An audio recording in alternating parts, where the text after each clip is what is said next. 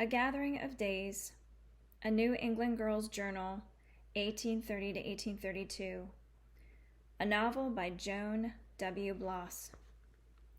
Chapter 11. Friday, May 6th, 1831. A Jew, a peddler, came by today, the first Jew I have seen. His hair was long and his beard was scant, but it had hung uncut.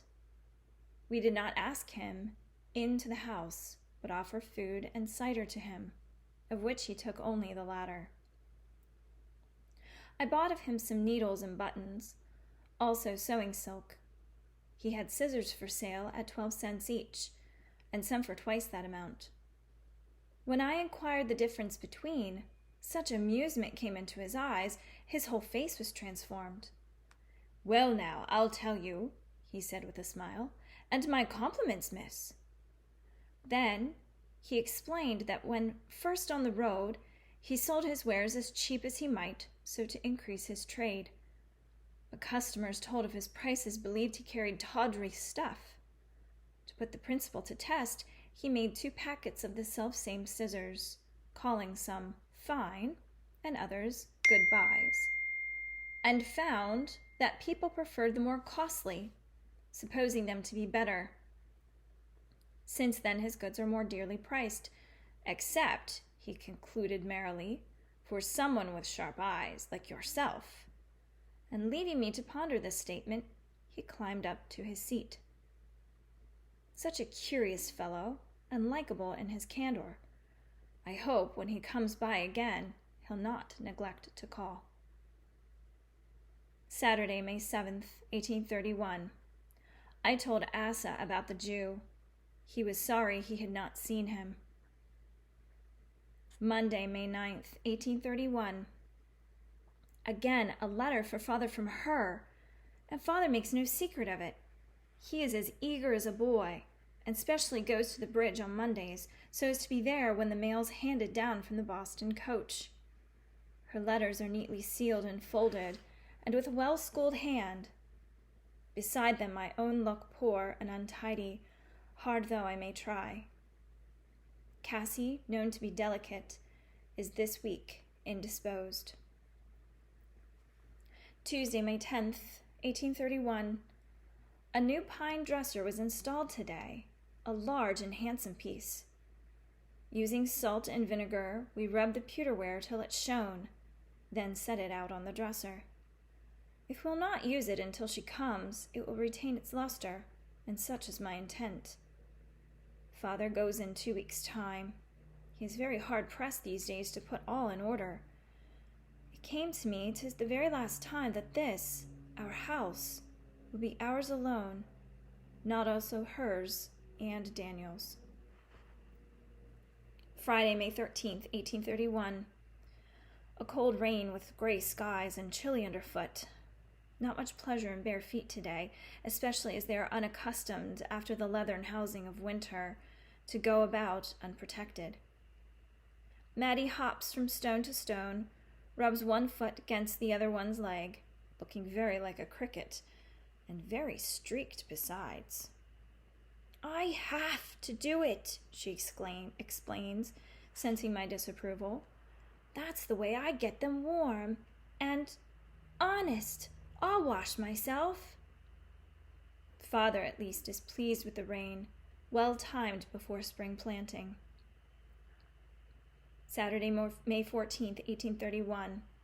Father has had a jacket made, lest he appear too rude and sort in city company. "Will not your old one do?" I asked, "the one you wore at closing day, and still put on for church?" "Now, miss," he said, "we'll have none of your sulks, and none of your savings either. I tell you we are fortunate that Mrs. Higham has accepted to make her home with us."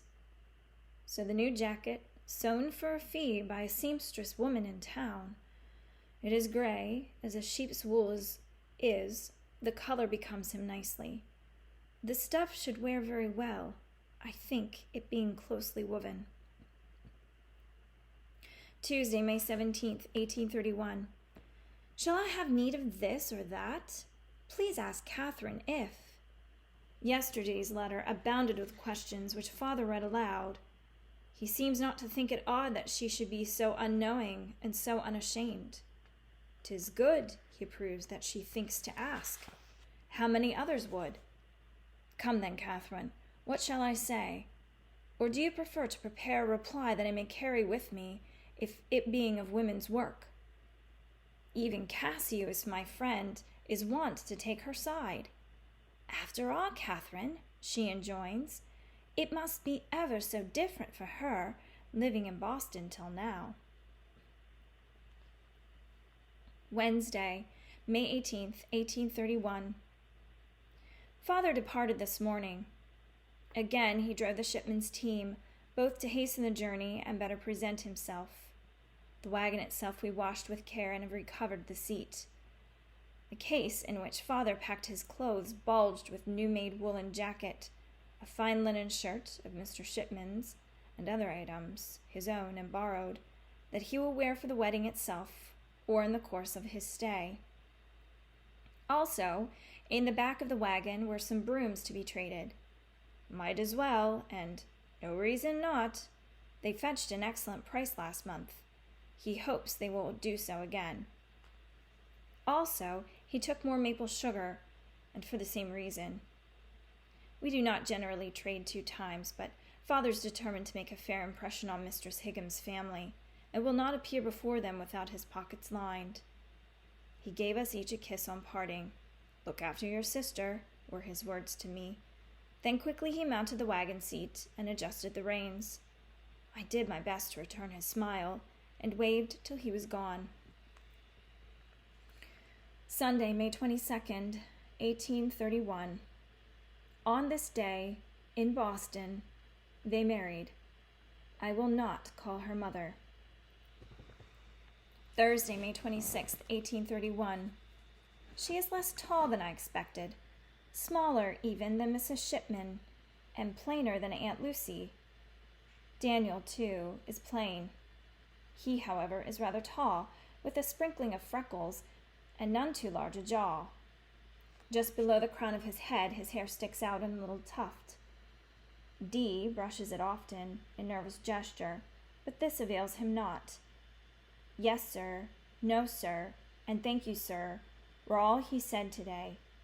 'Tis quite a different brother we've got than I had expected, knowing the Shipman boys. Later. Soon, for the first time when we go to sleep, D will go up with us.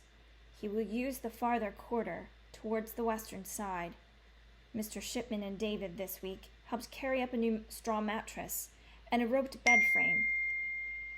There is space alongside for a box of possessions such as D may have thought to bring. Father, now that he is returned, says he'll gladly drive some pegs for Daniel to hang his clothes upon, as many as he'll need. Mattie stares and stares. Meeting up with me, she whispered, "Did you see, Kath? Did you see? He's got freckles inside his ears." Friday, May 27th, 1831. Though I know full well they gawked at the windows when father's wagon came up the road, the Shipmans waited until today before they made a call. We thought you might be tired a bit from the exhaustion of the journey, and here, you see, we've brought you some pudding. 'Tis simple fare, but we're farmers here. But my sister, who is from Salem, enjoys it when she's here. Alas for Mrs. Shipman. I know she'd waited with eagerness her new neighbor's arrival. Yet she, on this occasion of meeting, was awkward and out of grace. Perhaps she feared the Boston woman would scorn her country ways. But the Boston woman had worries of her own. "So very kind of you," she smiled. "The pudding will be delicious, I'm sure. Won't you please sit down? Here, let me draw up a chair for you. Unless, of course, I didn't mean. Well, perhaps it ought to stay by the window's light." Our father stood there, quite dispossessed, till, arriving later than the others, Aunt Lucy saved the day. "I hear you've come from Boston," she said, as if they'd talked of anything else for the past 2 weeks.